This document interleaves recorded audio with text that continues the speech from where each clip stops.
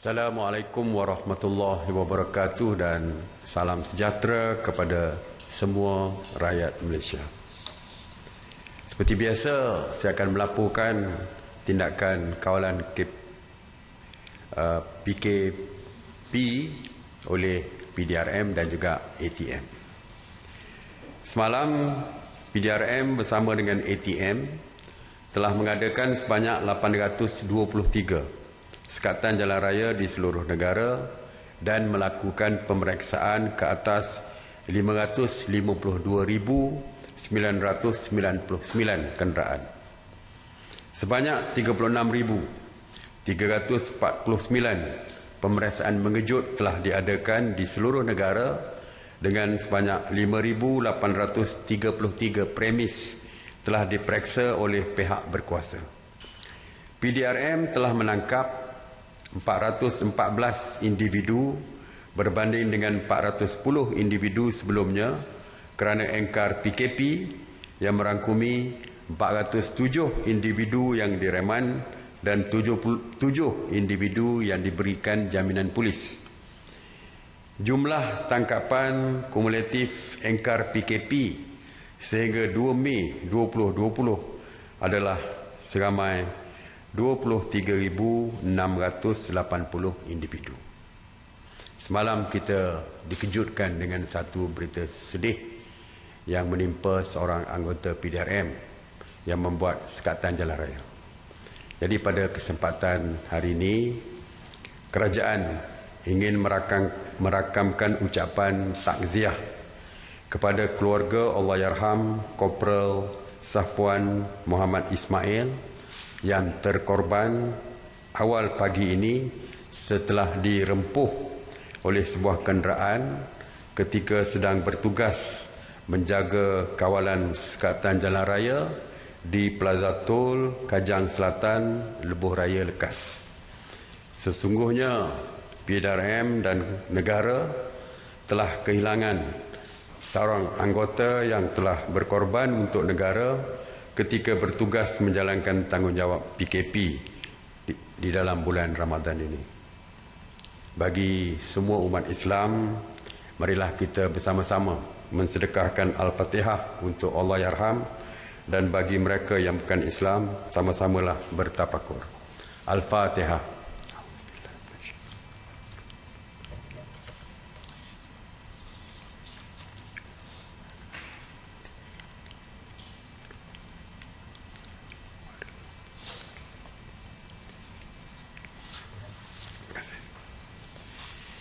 Seperti kita tahu bahawa besok kaki tangan awam akan mula bertugas, begitu juga dengan pihak swasta dan lain-lain. Mulai besok, semua perkhidmatan pengangkutan awam akan kembali beroperasi seperti sebelum pelaksanaan PKP bagi memudahkan perjalanan warga kerja ke tempat kerja masing-masing. Namun, pengguna dan pengendali perkhidmatan pengangkutan awam diingatkan supaya sentiasa mematuhi garis panduan yang telah ditetapkan oleh kerajaan, termasuklah memastikan penjarakan sosial di dalam kenderaan awam dan kebersihan diri dipatuhi. Begitu juga di tempat-tempat menunggu, sama ada bas ataupun MRT, LRT dan sebagainya. Penjarakan sosial mesti dipatuhi. Bagi memastikan penjarakan sosial dilaksanakan di dalam kenderaan awam, maka jumlah penumpang akan dihadkan separuh daripada kapasiti sebenar kenderaan awam tersebut. Sebagai contoh, jika bas boleh memuatkan 40 penumpang, maka bas hanya boleh mengambil 20 penumpang saja sewaktu PKP ini. Begitu jugalah dengan MRT. Mereka hanya boleh membawa separuh daripada jumlah yang biasanya dipenuhi oleh penumpang di dalam setiap coach ataupun gerabak mereka. Jadi separuh saja yang kita benarkan. Malah untuk tempat berdiri di dalam kos juga akan ditanda seperti di dalam lift dan sebagainya. Bagi kenderaan persendirian, kita dapati tidak ada isu yang berkaitan dengan penjarakan sosial yang melibatkan keluarga dari rumah yang sama. Sebab seperti kita tahu, penjarakan sosial tidak berlaku di dalam rumah setiap keluarga. Mereka makan bersama, tidur bersama dan sebagainya. Sebab itulah kerajaan memutuskan untuk membenarkan untuk kenderaan persendirian, membenarkan maksimum 4 orang di dalam setiap kenderaan, tetapi mestilah dari keluarga yang sama, dari rumah yang sama. Jadi walaupun saya percaya mungkin ada yang cuba untuk membawa kawan-kawan dan sebagainya, ada yang engkar, dan seperti saya kata bahawa SOP ini mesti dipatuhi dan sesiapa yang melanggar SOP juga akan dikenakan tindakan. Berita palsu. Sehingga 2 Mei, PDRM dan SKMM telah membuka sebanyak 255 kertas siasatan berkaitan berita palsu COVID-19. Daripada jumlah tersebut, sebanyak 175 masih di dalam siasatan, manakala 26 kes telah pun didakwa di mahkamah. 11 diberikan notis amaran dan 15 telah mengaku bersalah. Sekali lagi, kerajaan ingin mengingatkan orang ramai supaya tidak menyebarkan sebarang kandungan yang diragui kesahihannya. Semaklah setiap berita melalui portal sebenarnya.my jika diragui kesahihannya.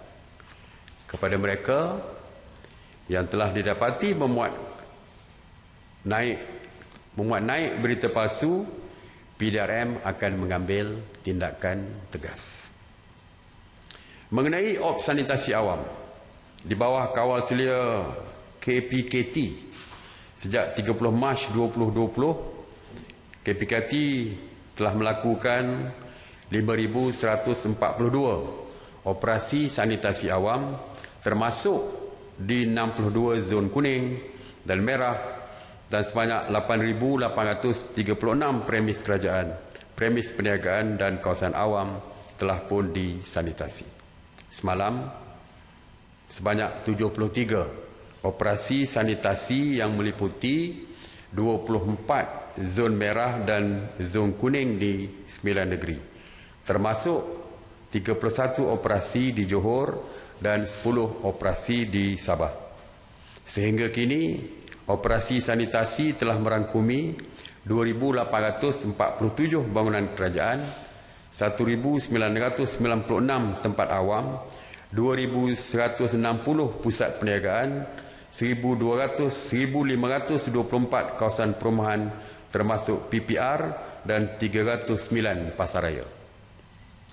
Mengenai pengurusan pusat kuarantin, setakat semalam sebanyak 241 pusat kuarantin telah beroperasi berbanding dengan 237 pusat kuarantin sebelumnya, yang mana 18,616 individu telah menjalani proses kuarantin wajib.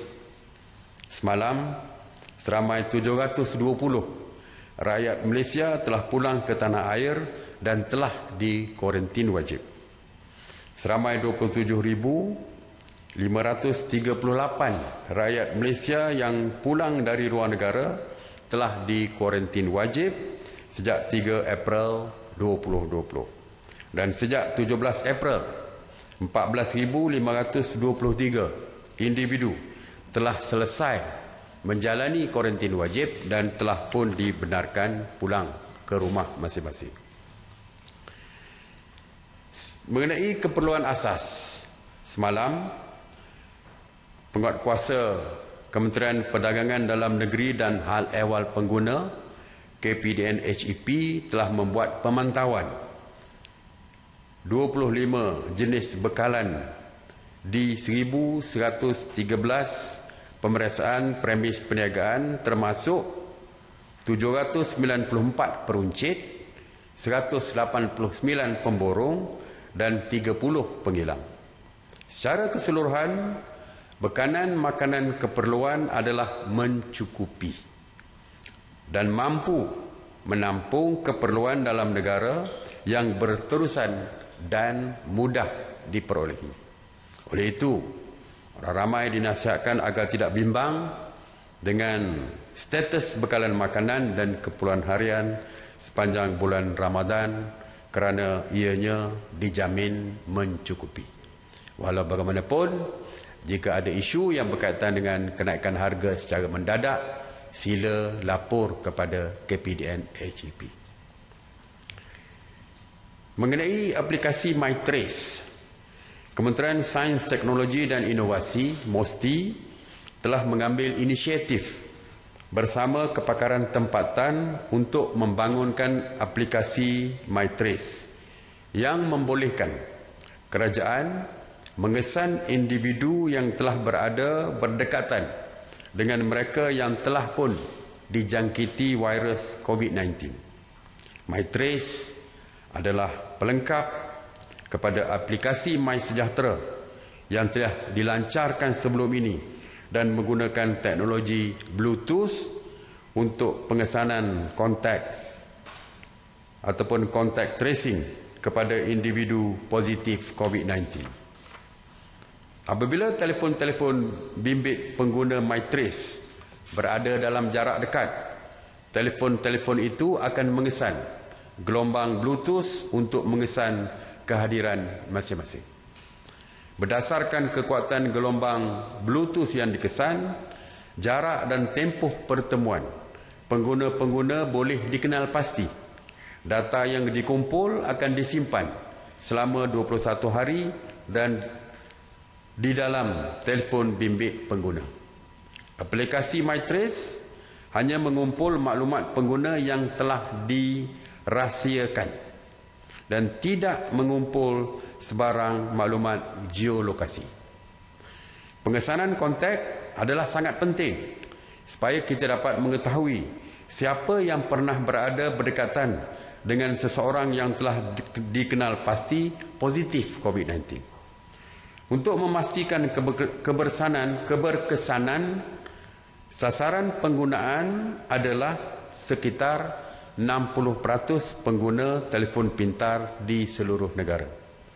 Kerajaan amat berharap supaya seramai mungkin rakyat akan memuat turun dan menggunakan MyTrace.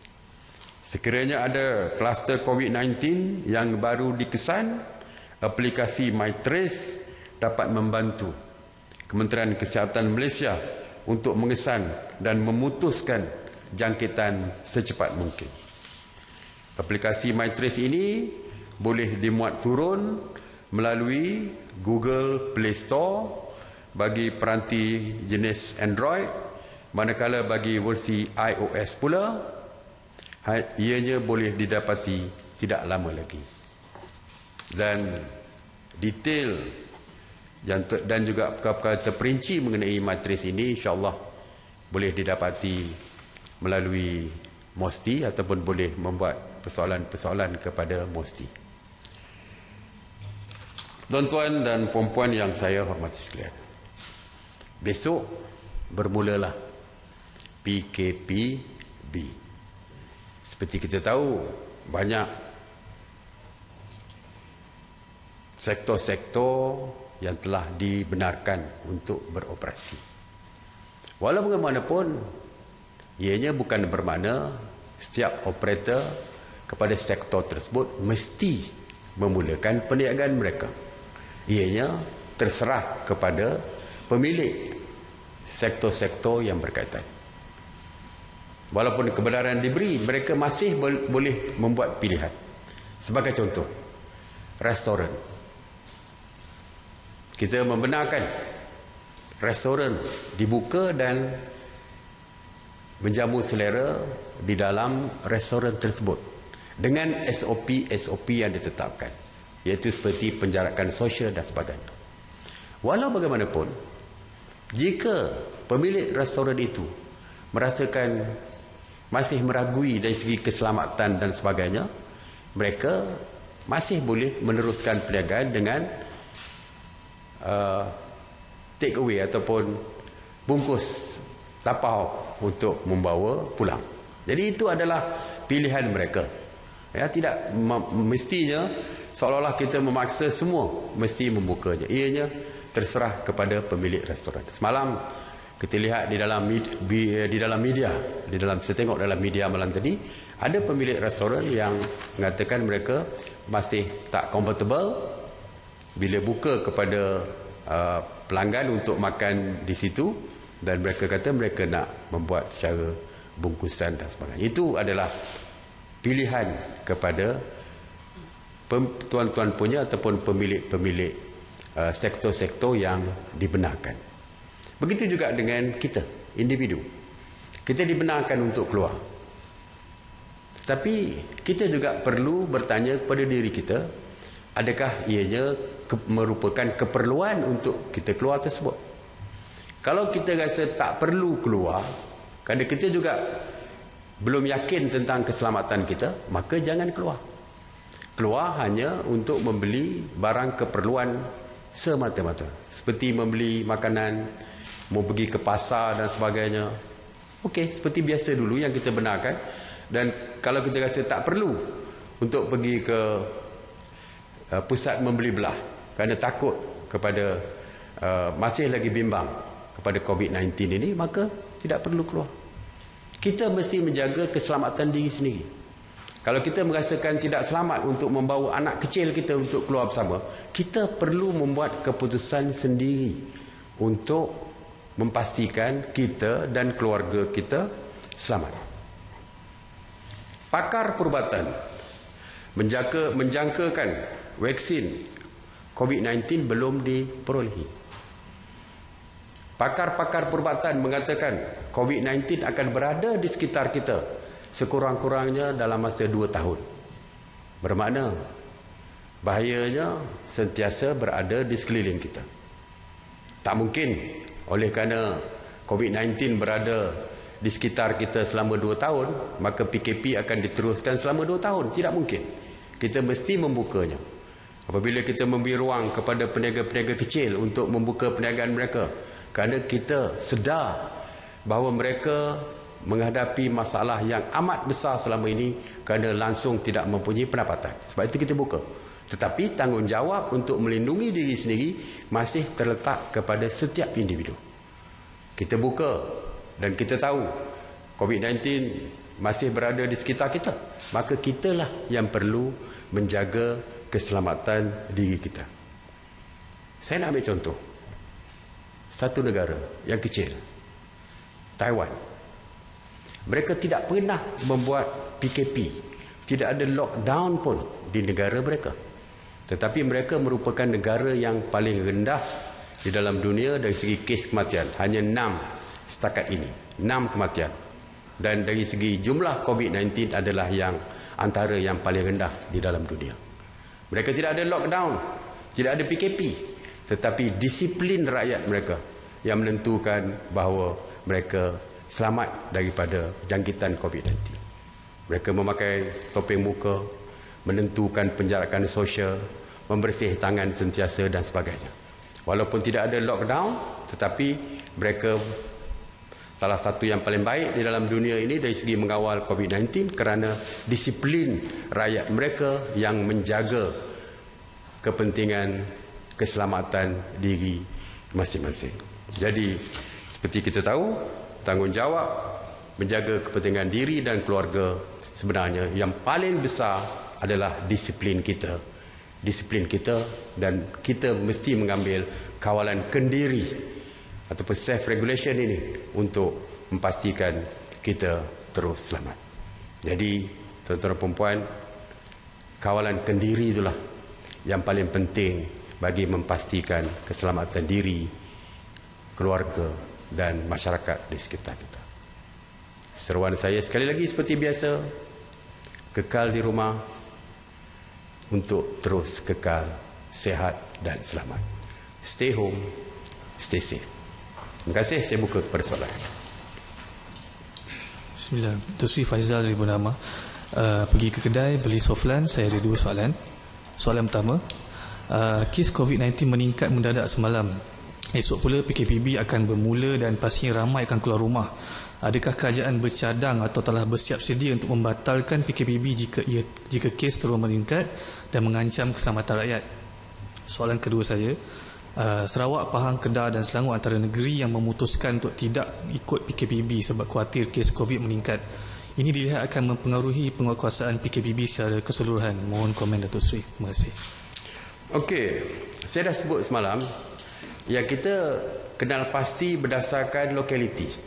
Saya dah kata semalam, jika ada COVID positif di lokaliti tersebut, kita akan tutup. Kita akan lockdown di lokaliti yang berkaitan. Tidak seluruh Malaysia. Kerana di tempat lain mungkin masih lagi kekal kosong COVID-19, iaitu green, hijau selama-lamanya. Jadi kerana di situ berlaku spike, maka di kawasan itu saja yang akan kita tutup. Tapi tidak di seluruh negara. Jadi itulah langkah kerajaan selepas ini jika ada berlaku kenaikan mendadak COVID positif tersebut, ya. Dan yang kedua dari segi negeri, kita mengeluarkan panduan am kepada seluruh negara, SOP yang telah pun kita tetapkan. Sewaktu perjumpaan, sewaktu mesyuarat khas MKN minggu lepas yang dipengusikan oleh Yang Amat Berhormat Perdana Menteri bersama dengan menteri-menteri besar dan ketua-ketua menteri, kita telah mengatakan bahawa kita telah bersetuju bahawa negeri-negeri boleh menyesuaikan SOP yang dikeluarkan dengan negeri masing-masing dan juga daerah masing-masing. Tetapi mestilah berdasarkan kepada SOP yang dikeluarkan oleh Kerajaan Persekutuan. Sebagai contoh, kedai makan, restoran dibuka sehingga 10 malam. Ada bandar-bandar kecil seperti tempat saya di Bera, contoh saya tak nak contoh tempat lain lah. Di Bera contoh, pukul 8 pun dah tak ada siapa keluar dah. Orang berada di rumah, lebih-lebih lagi di bulan Ramadan ini. Jadi buka pukul 10 pun tak ada mana. Tuan punya kedai mesti akan tutup lebih awal kerana tidak ada keuntungannya mereka buka sampai pukul 10. Jadi mereka boleh di negeri Pahang, di Bera contohnya, dia nak kata sampai pukul 8. Jadi it's okay. Kita benarkan. Itulah persetujuannya, iaitu boleh disesuaikan dengan negeri masing-masing. Tetapi kalau kita kata pukul 10, tiba-tiba buka pukul 12, saya rasa itu tidak sepatutnya berlaku. Tidak sepatutnya berlaku. Ia mestilah di dalam ruang lingkup SOP yang telah pun kita umumkan. Asalkan tidak keluar daripada ruang lingkup itu, saya rasa ianya dibenarkan. Seperti saya kata tadi lah, kita benarkan mereka untuk restoran, dining ataupun menjamu selera di dalam restoran. Owner kepada restoran tersebut mengatakan dia hanya nak benarkan bungkus. Itu kita tidak boleh menganggap itu bertentangan dengan SOP, kerana SOP membenarkan, tapi mereka membuat pilihan berdasarkan kepada kesesuaian diri masing-masing. Jadi tidak ada masalah dari segi itu, kerana itu pun telah pun kita persetujui secara bersama. Okey. Assalamualaikum Datuk Seri, saya Faris dari RTM. Nak tanya, tadi Datuk Seri kata untuk pengangkutan awam dibenarkan beroperasi seperti sebelum PKP ni, cuma dihadkan kepada separuh saja. Jadi nak tahu siapa yang akan pantau untuk pematuhan hanya separuh penumpang dibenarkan untuk masuk ke dalam pengangkutan awam tersebut. Dan satu lagi, dalam untuk pembukaan semula ekonomi ni, SOP-nya telah membenarkan untuk macam kedai pakaian dan juga aksesori fashion dibuka. Okey, dan dihadkan tidak dibenarkan sama sekali untuk fitting pakaian. Cuma persoalan di sini, bila dibuka nanti ada yang kedai-kedai pakaian ini telah pun ada sale. Jadi orang datang memang tak akan ada fitting, tapi mereka akan pegang untuk cuba satu pegang. Masih lagi ada berlaku sentuhan. Jadi dekat situ nak tahu SOP untuk kawal perkara itu supaya yalah kita tak nak berlaku banyak sangat sentuhan dekat situ. Okey. Dari segi pemantauan di tempat awam, bukan saja kenderaan awam, tetapi tempat-tempat awam akan ditambahkan. kita akan menggunakan semua yang anggota yang beruniform, polis, tentera, APM, rela dan sebagainya untuk membuat pemantauan dari segi pemantauan SOP di setiap kawasan. Kerana seperti kita tahu, mungkin pihak polis selepas ini oleh kerana kebebasan untuk keluar, saya tak tahu sama ada mereka akan mengurangkan sekatan jalan raya atau tidak. Tetapi mungkin polis tambahan akan digunakan, saya tidak tahu. Tetapi persetujuan daripada kita adalah sekarang ni keutamaan kita adalah untuk memantau dari segi pemantauan PKP, SOP PKP, pemantauan SOP. Apabila kenderaan awam dibuka, mungkin ada rela sebagai contoh, berada bersama-sama dengan berada di dalam coach MRT sebagai contoh untuk mengawal dari segi pemantauan dan sebagainya. Ini adalah perkara-perkara detail yang akan kita tentukan, kerana seperti kita tahu sekarang ni yang pentingnya adalah mengawal pematuhan PKP, bukan lagi mengawal keluar. Sebab kalau dulu tak boleh keluar langsung, tapi now rakyat sudah boleh keluar untuk bekerja misalnya. Jadi tidak ada, dari segi sekatan pun perjalanan mungkin akan dikurangkan, tetapi difokuskan lebih kepada kawalan pematuhan SOP PKP tersebut. Dan untuk pakaian, seperti saya kata, salah satu SOP di kedai pakaian, kedai makan dan sebagainya, mesti diletakkan sanitizer kepada semua di depan sebelum mereka memasuki premis perniagaan, seperti perniagaan pakaian misalnya. Mereka perlu sanitize, cuci tangan mereka dengan sanitizer sebelum masuk. Sebelum masuk, sanitize dulu. Mereka pegang baju pun telah pun disanitize tangan mereka, dan bila keluar sekali lagi perlu disanitize sebelum balik. Jadi itu antara SOP yang diwajibkan, dan kedai pakaian tersebut sepatutnya membuat sanitasi dulu sebelum dibuka kepada setiap kedai. Mesti dibuat sanitasi sebelum dibuka kepada orang ramai, terutamanya seperti kedai pakaian tadilah. Jadi untuk mengurangkan gejala, jadi mesti disanitize sebelum masuk, dan kita galakkan supaya mereka yang keluar untuk membeli pakaian dan sebagainya memakai topeng muka seperti biasa di dalam kedai tersebut, ya. Dan pihak pemilik kedai juga perlu memastikan bahawa jumlah yang berada dalam kedai tidak ramai supaya boleh ditentukan penjarakan sosial sewaktu membuat pemilihan tersebut. Okay.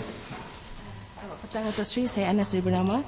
Saya ada 3 soalan. Soalan pertama, ada dakwaan mengatakan apps Gerak Malaysia crash dan tidak boleh diakses. So, bagaimana nak mengatasi masalah ini, sebab dijangka akan lebih banyak permohonan yang akan diterima selain daripada berapa banyak permohonan yang telah diterima dan telah diluluskan. So, soalan kedua, kerajaan dikatakan akan umum SOP yang baru untuk perjelas lebih terperinci apa yang perlu dilakukan oleh rakyat yang akan pulang dari kampung ke bandar. So, bila SOP itu akan dikeluarkan? Ini soalan ketiga. Berdasarkan tinjauan, masih ramai yang tidak patuh PKP, contohnya bawa anak kecil keluar dan sebagainya. Jadi, apa tindakan yang boleh diambil ke atas parents yang membawa anak yang keluar? Sekian, terima kasih. Okey, apps Gerak ni hanya, saya dah sebutkan dulu, dia ada 2 cara pendaftaran untuk pulang ke bandar atau sebaliknya. Sama ada apps Gerak atau melapor sendiri ke balai polis dengan temu janji. Jadi jika saya tidak tahu crash atau tidak ni, kalau katakan crash, mereka still boleh mengambil option yang kedua, iaitu secara melaporkan terus ke balai polis untuk mendaftarkan niat mereka untuk pulang ke bandar dari kampung. Mengenai SOP detail seperti saya sebutkan tadi, bahawa oleh kerana permulaan pergerakan pada 7 Mei, pihak polis akan sedang menyediakan dan akan membuat hebahan kepada orang ramai dalam waktu yang terdekat mengenai apakah SOP untuk perjalanan pulang ke bandar dan sebagainya. Dari segi membawa anak itu seperti saya kata tadilah, kalau tidak ada undang-undang yang menyekat membawa anak keluar, maka kita sendirilah dari segi kawalan kendiri mesti tanya diri sendiri, Apakah perlu bawa anak keluar pergi ke tempat ramai dan sebagainya. Kalau rasa tak perlu, tidak perlulah bawa anak kerana ia boleh membahayakan. Kalau ianya membahayakan. Sebab itu saya kata, tidak semua mesti ada undang-undang. Kerana kawalan kendiri itu lebih penting daripada undang-undang. Ada undang-undang, langgar undang-undang pun. Tapi kalau kita ada kawalan kendiri, tak ada undang-undang pun, kita kawal diri sendiri kerana kita tahu jika membuat perkara-perkara yang membahaya, akhirnya yang rugi adalah diri kita sendiri. Saya Rosmalis dari Bernama. Soalan pertama saya, Amnesty International mempersoalkan tindakan pihak berkuasa menahan parti di kawasan PKPD dan katanya keputusan meletakkan mereka di depo tahanan imigresen meningkatkan risiko mereka mendapat jangkitan COVID. Jadi apa respon Datuk Seri berkenaan perkara ini? Dan yang kedua, mengenai anggota polis yang mahu dilanggar pemandu mabuk ketika bertugas, sebelum ni pun dah ada beberapa kes. Jadi adakah SOP sekatan jalan akan diubah semasa PKPD? Terima kasih. Okey, ini Amnesty International ni mungkin komen dia tu dia tak tahu apa yang berlaku di negara kita. Ya. Yang pertamanya saya dah sebutkan semalam. Saya tak nak ulang perkara yang sama berkali-kali. Ya. Mereka telah pun di swab test. Kalau yang kena PKPD, minimum swab test 2 kali. Saya difahamkan 3 kali di kawasan Masjid India tersebut. 3 kali. Dan yang keduanya, PKPD di Masjid India akan ditamatkan. Apabila ditamatkan, ke mana mereka nak dibiarkan nak pergi?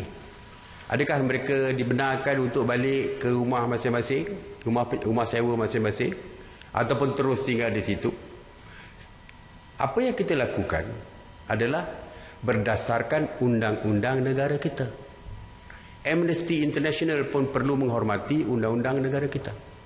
Sebagai sebuah negara berdaulat, kita mempunyai kuasa dari segi perundangan untuk melindungi kepentingan negara kita. Jadi Amnesty International terima kasih kerana memberi pandangan, tetapi keputusan untuk menjaga kepentingan negara kita adalah hak kita. Dan kita laksanakan ini berdasarkan undang-undang yang ada. Cuba bayangkan, ke mana dia nak pergi? Parti ini apabila kita bebaskan mereka keluar. Adakah kerana hanya Amnesty International punya pandangan ataupun semalam Suhakam dan sebagainya, maka kita siapa yang masuk di negara kita, maka kita boleh benarkan mereka bebas bergerak walaupun tidak ada dokumen perjalanan sekalipun. Kita dah kata kita akan memperketatkan kawalan sempadan untuk tidak membenarkan warga asing masuk ke negara kita, termasuk lorong-lorong tikus pun kita akan sekat. Tiba-tiba yang ada dalam negara kita tak ambil tindakan.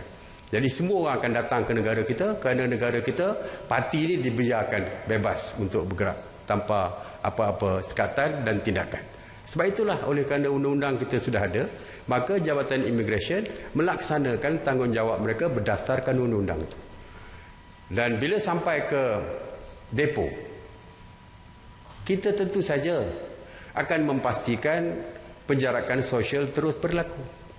Sebab itulah apabila ramai yang diambil tindakan dan dihukum penjara, dan kita bimbang penjara kita sesak dengan penghuni mereka dan menyebabkan tidak mampu untuk menjarakkan mereka, maka kita wujudkan 11 penjara khas untuk kita pastikan mereka yang dihukum penjara dapat ditempatkan di suatu kawasan yang penjarakan sosialnya dipatuhi. Jadi begitu jugalah dengan depo.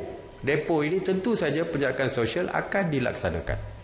Jadi kepada mereka yang mengkritik dan sebagainya, saya harap mereka faham bahawa Malaysia adalah sebuah negara berdaulat, sebuah negara yang mempunyai undang-undang kita sendiri untuk menjaga kepentingan rakyat di negara kita. Okey?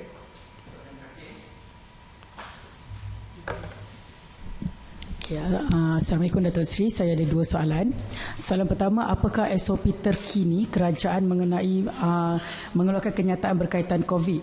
Adakah masih MKN atau KKM yang perlu kenyataan rasmi, atau ada SOP baru kerana makin ramai pihak yang mula mengeluarkan kenyataan sendiri berkaitan COVID? Soalan kedua saya, selain pihak berkuasa yang akan memantau premis-premis yang beroperasi ketika PKPB, adakah rakyat juga boleh membantu pihak berkuasa melaporkan kesalahan sekiranya terdapat premis yang melanggar SOP PKPB? Jika boleh, bagaimana saluran untuk melaporkannya? Sekian, Datuk Seri. Okey, terima kasih. Statement kita dah putuskan hanya 3 yang mewakili kerajaan. Ya, 3 yang official rasmi, iaitu Perdana Menteri, Menteri Kanan Pertahanan kerana mengurusi kluster keselamatan, dan yang ketiganya adalah DG ataupun Ketua Pengarah Kesihatan. 3. Tetapi menteri lain juga boleh untuk memberikan penjelasan. Kerana apabila saya mengumumkan di sini, membuat PC, saya tidak detail. Saya cuma mengumumkan apa yang dibenarkan sebagai contoh. Apa dia yang kita luluskan. Tapi detail SOP dan sebagainya tetap juga saya kata akan dikeluarkan oleh kementerian-kementerian lain yang berkaitan. Jadi sebab itulah ada lagi ramai lagi di kalangan rakan-rakan menteri saya yang mengeluarkan kenyataan, iaitu untuk explain yang lebih detail. Itu saja. Sebagai contoh, tadi saya dah sebut gerak khas untuk pulang daripada kampung ke bandar bermula hari Khamis. Dan saya sebutkan bahawa pihak polis akan mengeluarkan penjelasan yang lebih terperinci tentang SOP dan sebagainya. Maknanya, tentu saja dalam 1 hari 2 hari nanti PDRM akan mengeluarkan statement mengenai perkara ini. Jadi mereka hanya memberikan penjelasan yang lebih detail. Jadi bukanlah menjadi isu, tidaklah sepatutnya menjadi isu perkara-perkara seperti ini. Yang keduanya, saya sangat mengalu-alukan, iaitu pemantauan SOP bukan kepada anggota yang beruniform, tetapi semua rakyat berhak, semua rakyat dialu-alukan untuk membantu kerajaan bagi memastikan pematuhan SOP ini oleh rakyat yang lain. Jika ada pelanggaran SOP, yes, laporkan kepada pihak polis segera apabila didapati ada pihak yang melanggar SOP dan sebagainya.